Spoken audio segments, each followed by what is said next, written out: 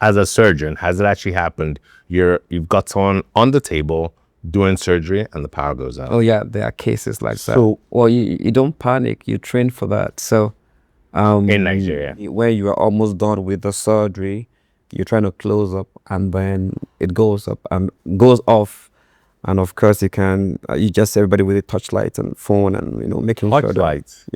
from the phones and stuff. Picture this. There's an ongoing surgery in an operating ward. The doctor asks for a scalpel and the power goes out. In a couple weeks, there'll be a report that X region had X downtime, X band for X hours. A stat in that report, but to everyone in the hospital, it's not a statistic. It's a real person, a real life problem. Every guest on this show has talked about energy, megawatts, tariffs, bands, finance, all sorts of jargon that most people do not understand. Dr. George Ebong doesn't work in energy at all. He runs hospitals in the same city where all these power conversations happen. In 2025, his doctors went on strike, not for pay, but because generators that would not start, sterilizers that wouldn't run, and MRI machines that sat offline because nobody could guarantee stable power and, more importantly, stable voltage. This episode is about what happens after power failure, when it walks into a hospital and becomes someone's emergency. Welcome to Connecting the Dots.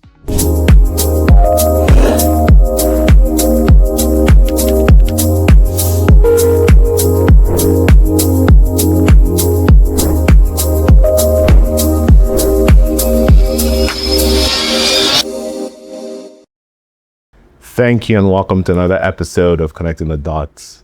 Dr. George, it's good to have you. Thank you. Thank you studio. for inviting. Thank you. Connecting the Dots has always really spoken to energy professionals, directors, MDs, people who are really involved in the power sector value chain.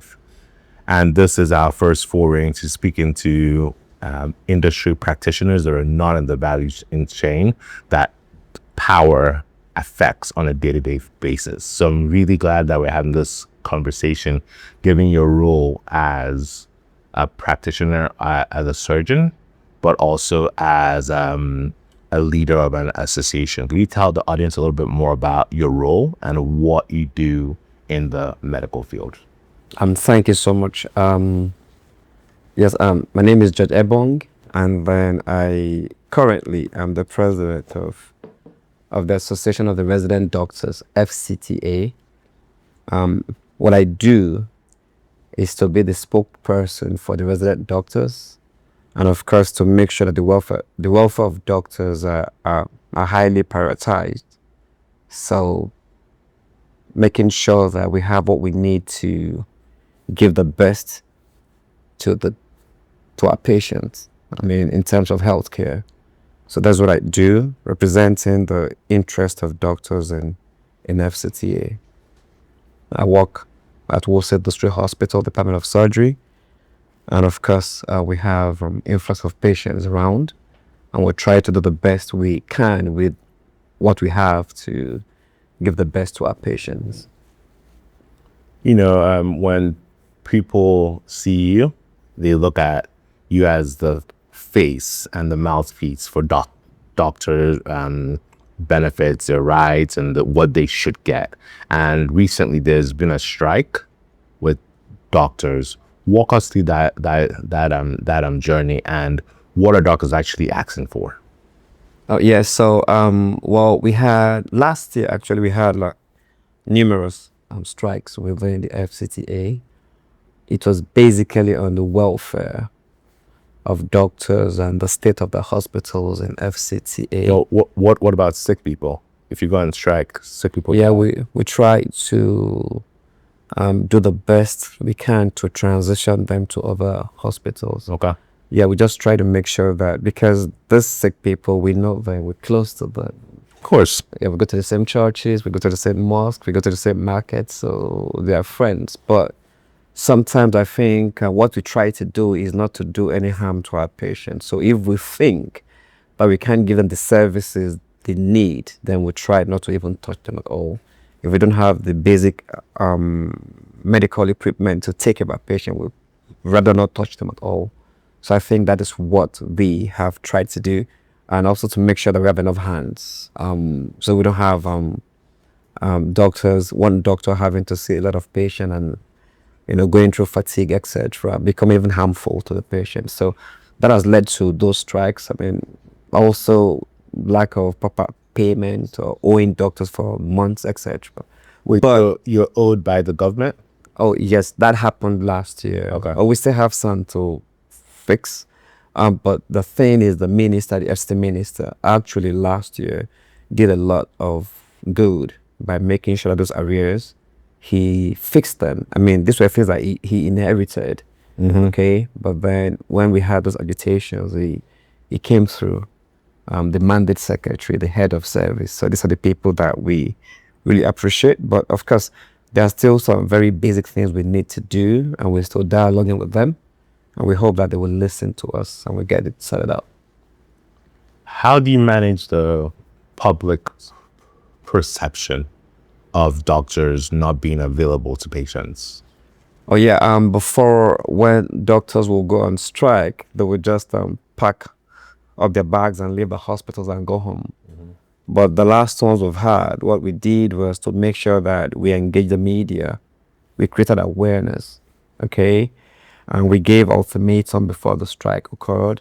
And while the strike was on, we had engagement with the management. So the patients knew. We told them what to do. We told them where to go to if there were emergencies. So the perception wasn't even negative per se, because we preempted them, and for them to know what they were going to expect, we have that rapport with them. Interesting. Because stat that I researched for this episode is around the patient to doctor ratio in Nigeria is quite low compared to other countries that are kind of similar to us. Is it just because of the general Japa syndrome, or is it just because of how the country is currently situated? Yeah, so I think the population of Nigeria is exploding. Let me use that word. And the population of Abuja is also exploding as well. So normally the United Nations standard should be around a doctor to like maybe 100 and something, 200, if I can get the figure right now. But in Nigeria, like we have like a doctor to like probably like 8,000, 9,000. Yeah, it's about 8,000. Absolutely. So and then if you have like 250 million Nigerians approximately, and then you have about 40,000 doctors in the whole of the country. 40,000. Yeah, 40,000, 40,000 plus. Not every one of them is practicing clinically. And so you see how do you, I mean, do the math. So how does a doctor cope? And that's why we've got those issues we have. Okay, and we are thinking that to practice effective medicine, you can't put doctors through that mental stress. All right, and that's why sometimes after so much of dialoguing with the government, and it comes to a time when they wouldn't listen, then we don't have a choice than to shut up the system. But this year, we've made so much of gains. We've had interaction with them. The dialogue had made more sense. They listen. They're also trying their best, and we also understand that from our end. So it's been fruitful, but more still needs. I mean, we still need to do more. They need to do more, actually. We are fine on our own. It can always get better. Oh, sure. I mean, healthcare shouldn't be managed. It should be standard. Of course. Because it's life we're talking about. We're not talking about somebody going to buy some tomatoes and coming back. Yeah. Yeah. And, historically, some of the things you've shared in the media is you describe FCTA hospitals as a shadow. What was that famous phrase? I can't, so I can't. I don't know which of the interviews I said that, but I think yeah, Shadows of decay yeah, is absolutely, around what it was. And yeah, something what around that. what are the 3 or 4 drivers, or what are the 3 or 4 things you lack, and how does a lack of energy, where does that fit into the conversation? Yeah, so I'm sure I had a lot of interviews last year, You did. and of course, we had to highlight the issues we're facing in our hospitals and lack of sufficient manpower, and then electricity is a problem too. So we've got cases where you're seeing a patient and there's no light, so you put in the information, you get information, and then there's no light. So Or as a surgeon, has it actually happened? You've got someone on the table doing surgery and the power goes out. oh yeah, there are cases like that. So walk us through that. What happens next Well, you don't panic. You train for that. So in Nigeria? well, you don't panic when you're doing things like that, and then it goes off. The ones that we've experienced is probably when you are almost done with the surgery, you're trying to close up, and then it goes up and goes off, and of course you just see everybody with a touchlight and phone, and making sure that, Touchlights. yeah, from the phones and stuff. Why? So But why don't we have backup power that in a theater? That should be part and parcel of to ensure the hospital actually functions. absolutely. So now, when those things kept happening, then we had the management, and they made sure, the mandate secretary actually made sure that those theaters have solar connected to them, so you don't see those things happening. But still, it's still not as sufficient as having electricity working properly. Of course. Yeah, because those batteries still don't last. Somehow they just go off as well. And I think it's also the Abuja and Lagos syndrome, where we think everything kind of works like this in a theater with backup power. But if you go out to Anambra, if you go out to Ebong, if you go out to Sokoto, you probably don't have these backup technology in place. So if power goes out during surgery, flashlights are brought out and people have to now, figure out what to do next. So I think it's a matter of this should be a holistic approach rather than just quite focused on these very urbanized hospitals. Yeah, I think, well, I want to believe that the Nigerian system has not done so well on the healthcare system. I feel we've got very good doctors in Nigeria, and what they need is just a good support system so that doctors can stay back and do their jobs. Because what makes doctors to leave the country is a very, very poor remuneration. Very, very poor. Why is that? Is it okay? So I guess a bit of my background. I finished undergrad, worked in insurance and risk management for about 8 or 9 years in the US. So I understand that the insurance market in developed countries is what props up the healthcare industries, because you're able to, you pay into a premium that helps doctors.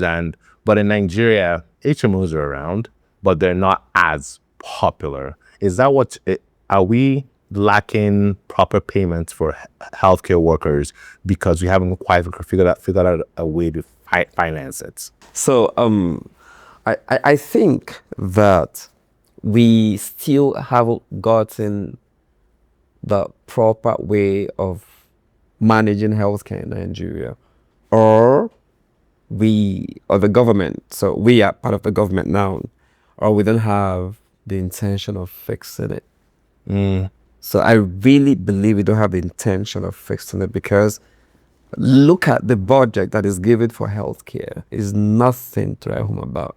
Nothing. So if you give such a mega amount of money for healthcare, that means you're not even ready to fix it. Okay, and then we don't even have, the government hospitals don't have enough hands, and we don't have enough medical facilities, equipment, and the people that are that, I mean, that have decided to stay back to work, they don't want to pay them. I mean, the things that they need to survive as doctors are not given to them. So by the time you put all of this together, you can't produce a good healthcare system, nope, in Nigeria. And that is why most Nigerian doctors will rather want to leave the country and practice outside the country. But it's not like they really even love it out there. No, because clearly, I know a handful of doctors who are doing very well abroad. Financially. But yeah, but they're like, But they're missing home. I would want to be back in Nigeria. Yeah, because Nigeria is sweet, quote unquote. So Nigeria is sweet. But then what is very important for everyone is the fact that you have enough finances to take care of your needs. So if you don't have it, it's going to be difficult for such a person to practice medicine properly. And then it leads to doctors not having that passion to practice the profession. So you can't be a good doctor without the passion. Yeah, no. And what gives the passion is the welfare, it's the money, it's the fact that you know that the system will take care of you if you literally work for the system with everything you've got. But if you are working for the system with everything you've got, and then the government owes you, they don't want to pay you, they don't want to promote you, you know, they make, I mean, your working environment is not decent. I mean, once you see your patient, light goes off and on, these are the things that will make you to feel like what's happening. And you've got offers out there. They're going to pay you more. They give you housing loan. They give you car loan. They tell you can bring your kids and they can go to school for free. Who wouldn't go for such offers? So what's the value proposition for a doctor to stay in Nigeria? For me, I think if the government is really ready to keep doctors in Nigeria, not to go anywhere in terms of the financial value, the least a doctor should earn, the least doctor should be at about 2 million, 2.5 million. Okay. Yeah, which is even still very little. It's just like $1,000, 800, thereabouts. So, and they're not gonna go because what are they going out there to do? Because you're actually paying them. Well, I heard those stories in the 80s. Nigerians never left Nigeria to the UK or to the US because they were earning better here than Nigerians were earning there. So why did they have to leave?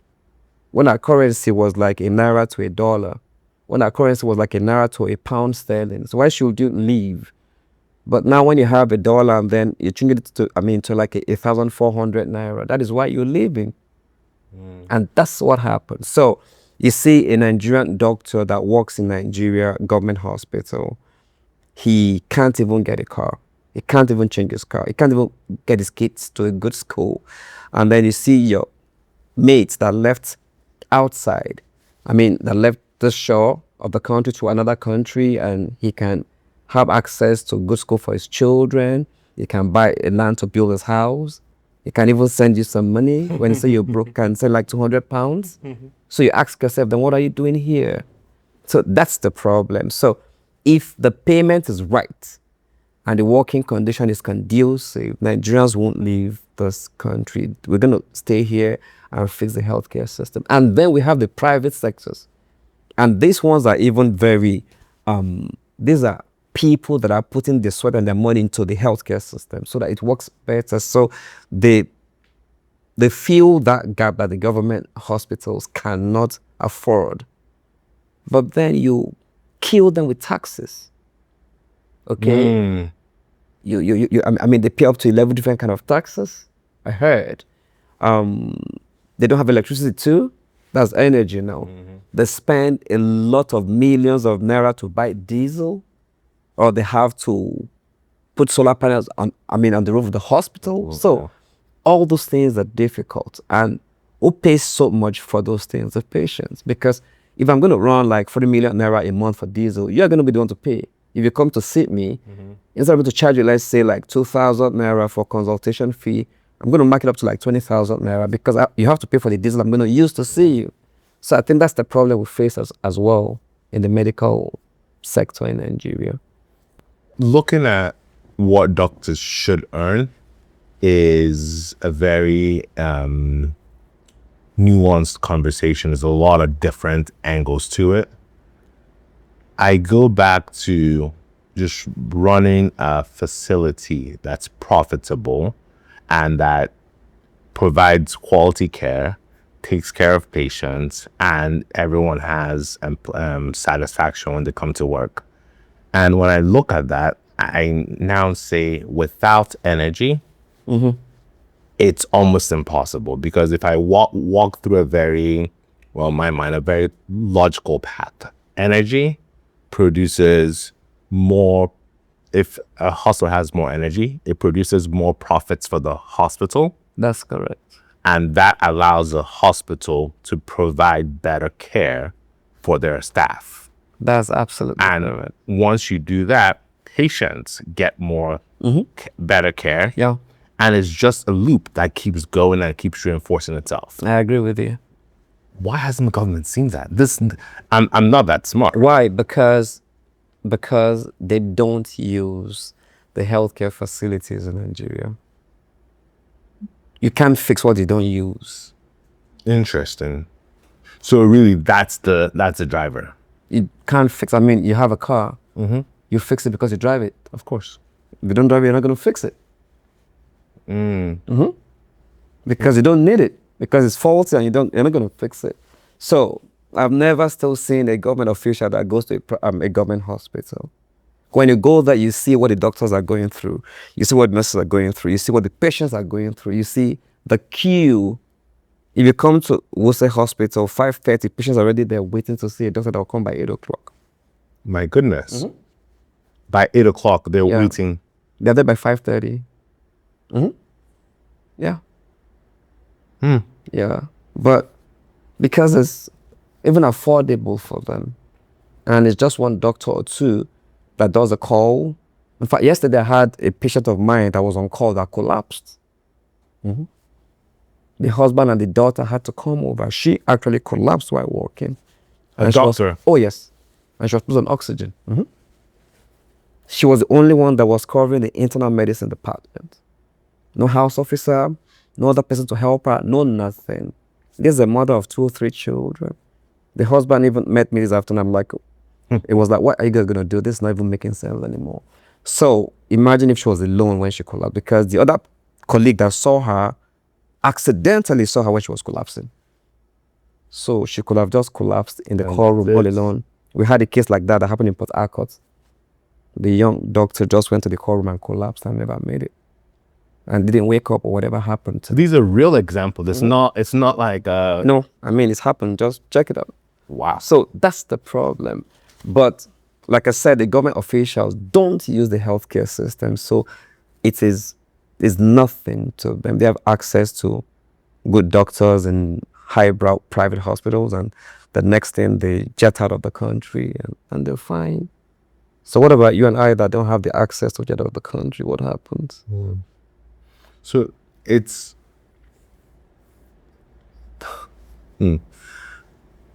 it's the conversation of the funnel of bringing more doctors into the practice, right? I don't even know why doctors should be looking for jobs. I think it's just absolutely beyond diabolical that doctors will be begging for jobs. We don't have enough doctors. That's what I'm saying. So why Doctors are retiring. Doctors are dying in service, and we don't have enough hands, and you're not even employing. Like, the healthcare system in Nigeria should have been declared a state of emergency. You don't go through those procedures to employ doctors. You just employ them so that we don't have that gap. So you're saying that there are doctors now who are looking for work in this Nigeria?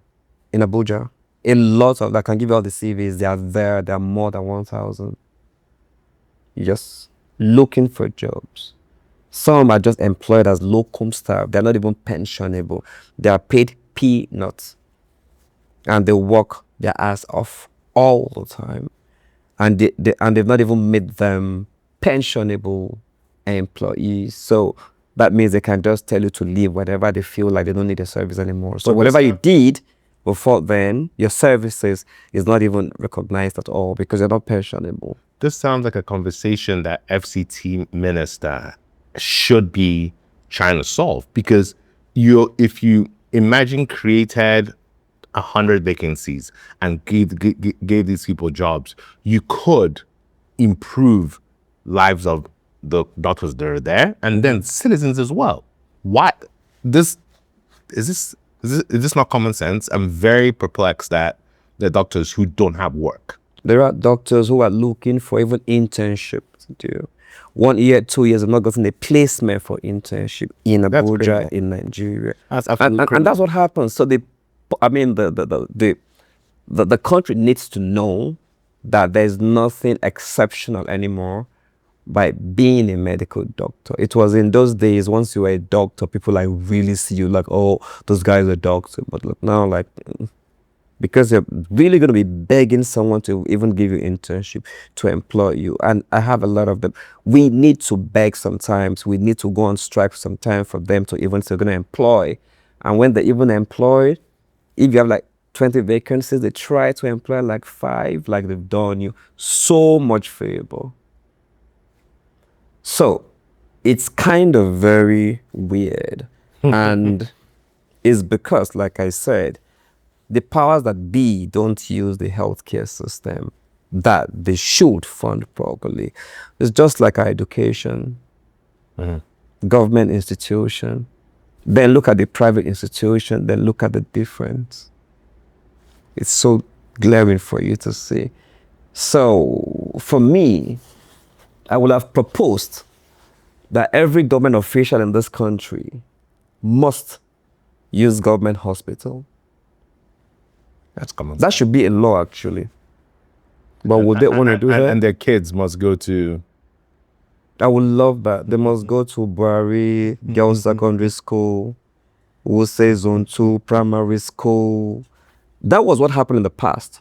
And that is how you will see the son of a plumber, for example, going to school with the son of the military administrator of that state. Definitely. Because they will go to like federal government girls' school. Everybody was good then. But now it's different. So if we have those people who come to use the hospitals, They'll see whatever. they will see the passing through. decay. Yeah, they will see, they will know that they don't have oxygen. They will know that they don't have enough hands. They will know that, the solar panels are not working properly. They will know that the examination couch is not strong enough to hold them when they lie down there. But when they have access to good doctors, expensive private hospitals, so they don't know what others are going through. And when I look at the government hospitals and look at what the power situation is like in the country, it's clear that hospitals don't have power. No, we don't. Has government ever asked what does this actually cost to run this hospital with a diesel generator? And why hasn't the conversation been had? Oh, we're at the center of the equator. If we switch to solar and actually did proper battery bank, we can actually be sustainable. So we're not running a monthly cost on diesel. Yeah, because it doesn't bother them. But there's money that comes out every month to pay for diesel. Someone pays for it. It still doesn't bother them. Yeah, somebody pays for it, but then someone pays for it and then it's not efficient enough. That's why you can have electricity power today, you don't have it tomorrow. You can have it in the morning, at night is all that. I went to one of the hospitals this evening before I came here at about past 4. It was just all dark. There was no electricity. Dark, like dark. In Abuja How here. can you provide services if it's dark? How do you even have the will to provide the service? I'm not going to see you as I will not refer to another place. Loss of revenue, putting human life at risk are the things that come up if I show up and something's wrong, but you say, I can't treat you, so go to somewhere else. Absolutely. That now introduces more issues that the patient now has to deal with. When healthcare, in my mind, and globally, is a human right. So the government is doing all Nigerians a disservice. I agree with you. And I think I said it in one of my interviews last year that healthcare in Nigeria should be declared instead of emergency. Probably that will make them to want to do more. I think that the government thinks that they are doing us a favor when they give you a hospital, when they build something, or when they employ some few hands. Like, they act like they're doing us a favor, but it's your job to do it. We're still going to thank you for it, but it's a job to do it. Just like if your dad paid the school fees, it's a responsibility. We're still going to tell him, thank you, Dad, for paying my school fees. That's it. But here, when it comes to healthcare system, there is this caste system within the healthcare now, okay, where the wealthy ones have where they go to for healthcare, and the rest of the population have where they could go to for healthcare. And I didn't think it should be like that. Healthcare should be affordable to everyone, and the government hospital should be well equipped so that people can go there and get the best of the healthcare. Only the government can make that happen, and help the intentional. It's also the making happen. Hasn't the administrator gone through and said, government, we're losing X, Y, and Z because we don't have power. Let's switch to a more reliable source of energy to power this place. So the government, they've got their priorities. Healthcare is not one of them. But it should be, right? Because if you think through medical tourism, 25 years ago, people used to come to Nigeria for health, for healthcare, medical tourism, for surgeries. But now, especially UCH Ibadan, they're going to India. I read, or I was told that we had one time the king of Saudi. He came to Nigeria, was treated at Ibadan there. I also read or heard that there was a time the king of Jordan came to Nigeria. And that was how good we were then. But now we're the ones going there. And you are spending millions of naira, probably tens of millions of naira, that could be spent here and domiciled here to be able to improve the healthcare facility. Doctors are paid better, X, Y, and Z. It just doesn't quite add up to me why we're still here. And my premise is, if we fix the energy crisis, hospitals could work better. That's correct. Why is... I've asked this question. No. Let me also say this. If you fix the energy, if you fix the energy, right? Even the equipment in the hospitals won't break down. Do you know what breaks them down? Absolutely. Sorry, for the audience, that means power surge. Surge, up and down. Up and down. Yeah. And so you just buy an equipment that is what, millions? The next 3 months they tell you, there was this, we have, I will say it in our pidgin English, it just went up and went down, and that's it, it's gone. And to get that thing fixed is going to cost you another thousands of, maybe millions of naira. So nobody cares, they don't just fix it anymore. Then they get some batteries for them that you and I know is not going to last. So they don't last. And those machines, like one of them should last you like maybe 20 years. Because the ones we actually go to buy from China, from the US, from Germany, they've used them for years too. And they're still functional. Sure. And they come to Nigeria and in 6 months it's gone. So that is the problem. So I totally agree with you that if they can fix the energy crisis, then we have solved like half of our problems. Look, if Nigeria can fix the energy crisis, the whole of this country will fix half of our problems. And why can't we even like convert everything to solar energy?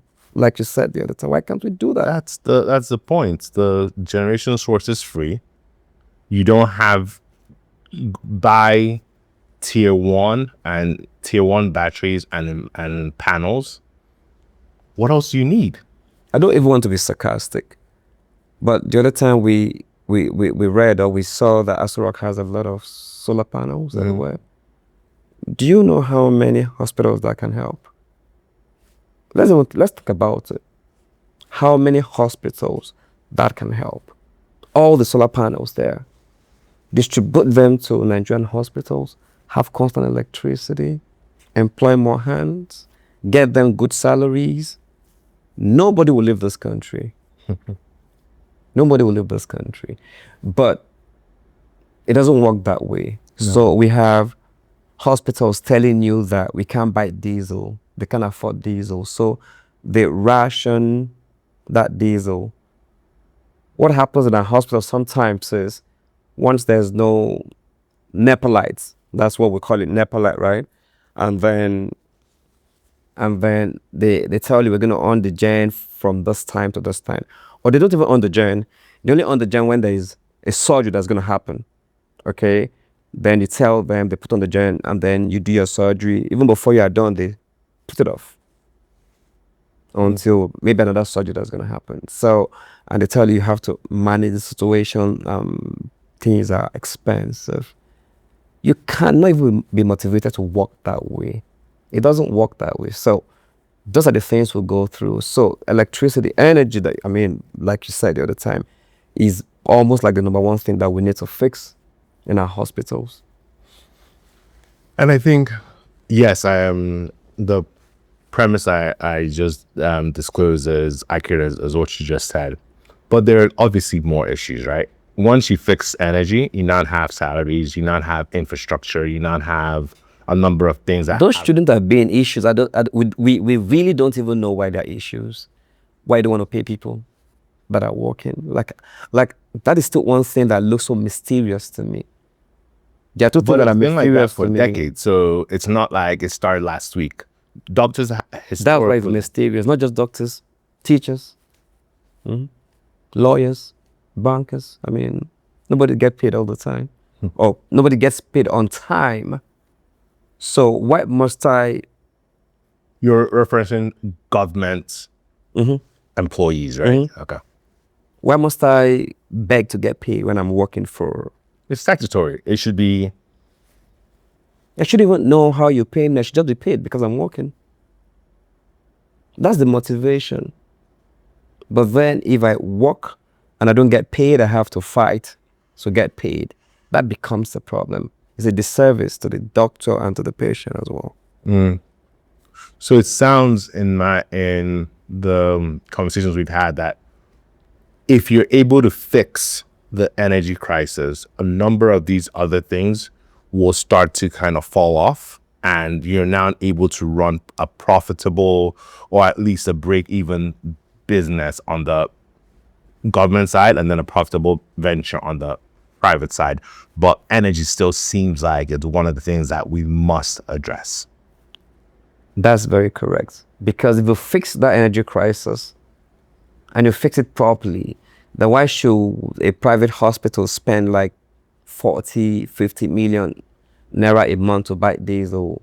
That can go into getting more hands. Of course. Getting more doctors, getting more nurses, getting more pharmacists, getting more lab scientists, more physiotherapists, okay? More drivers, more cleaners.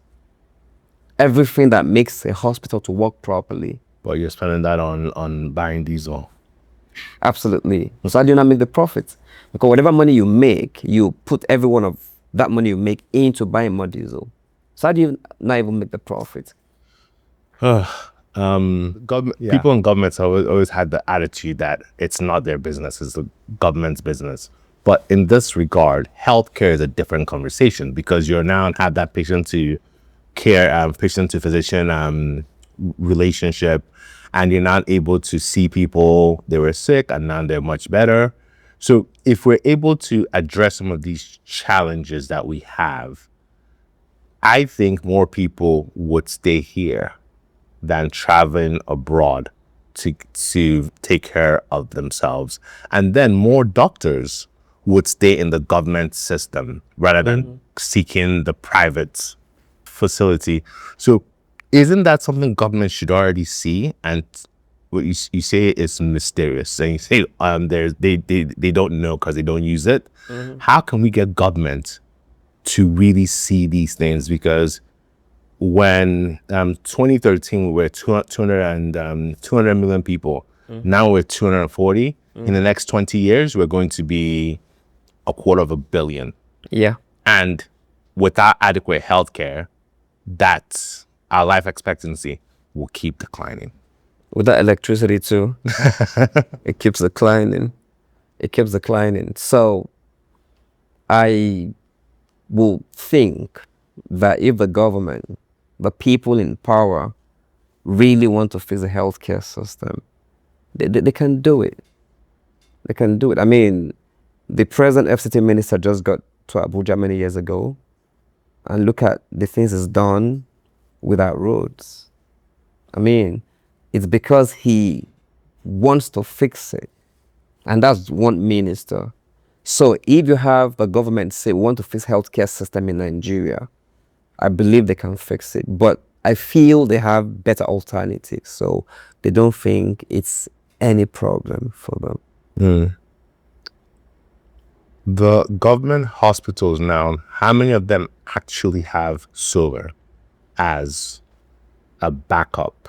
I think I can't really say how many, but I know that the ones I've visited recently, the medical directors where we work, they try as much as possible. The secretary has tried as much as possible to provide solar panels to the hospitals. Yeah, at least it helps. And then they have this energy bulbs that can like light up the environment when there's no electricity. So I mean, you can see who you're talking to. You can know your patient is human or a ghost or something. So at least we have that working for us.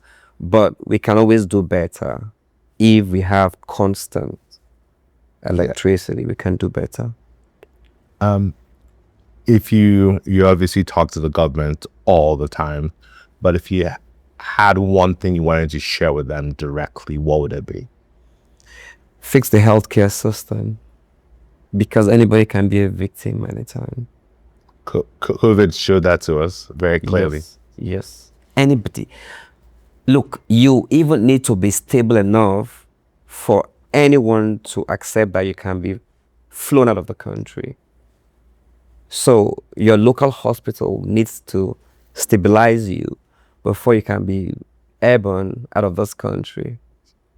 Okay? So fixing the healthcare system should be a priority, and there should be a blueprint. All right, like the government should have a blueprint that in the next 5 years we should have achieved this, next 10 years we should have achieved this, next 15 we should have achieved this in the healthcare system, and you begin to build it gradually. And when you check another 20 years, everything is working properly. It's only in Nigeria that I still don't understand why we don't have paramedics. It's only Nigeria. We don't have what? Paramedics.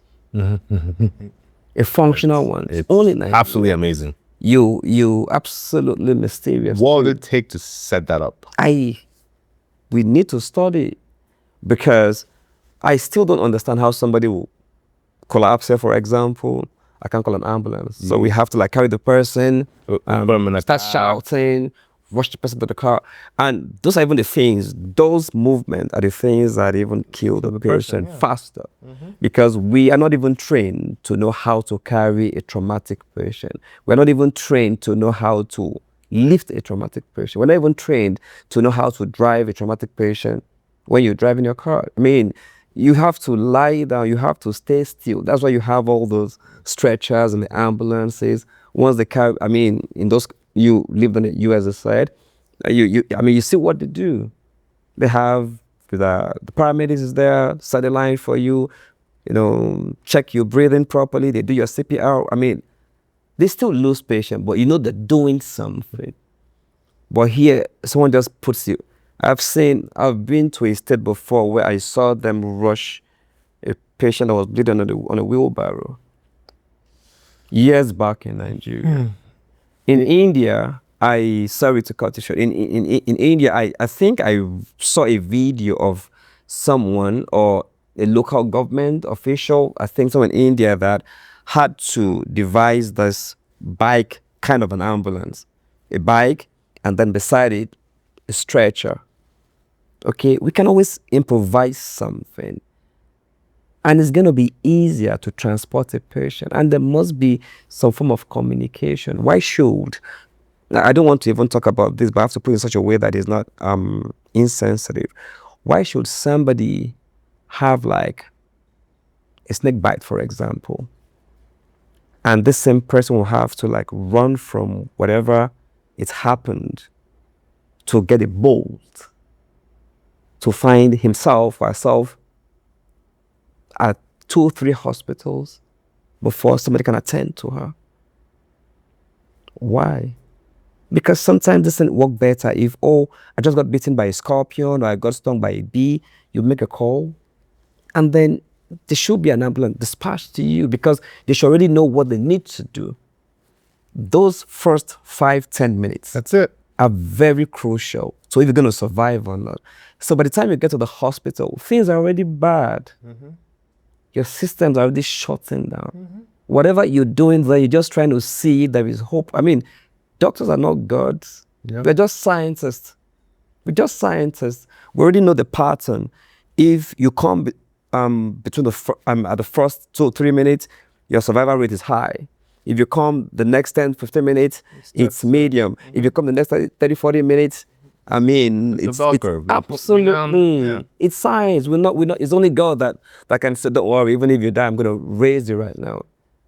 But here, that person is going to call, is going to look for bolts, is going to go to the first hospital, we can't help you. Second hospital, we can't help you. By the time you get to the third hospital, you're tired.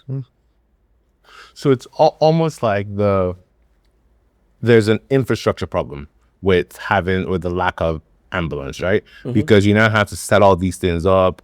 The phone call has to work first, right? Absolutely. You now go back to that. You now have to have it close enough to you to be able to come to you when you need it. I think in the States, most urban cities, if with an emergency, you can get an ambulance or a fire truck within Absolutely. 10-minute variation, most urban cities, right?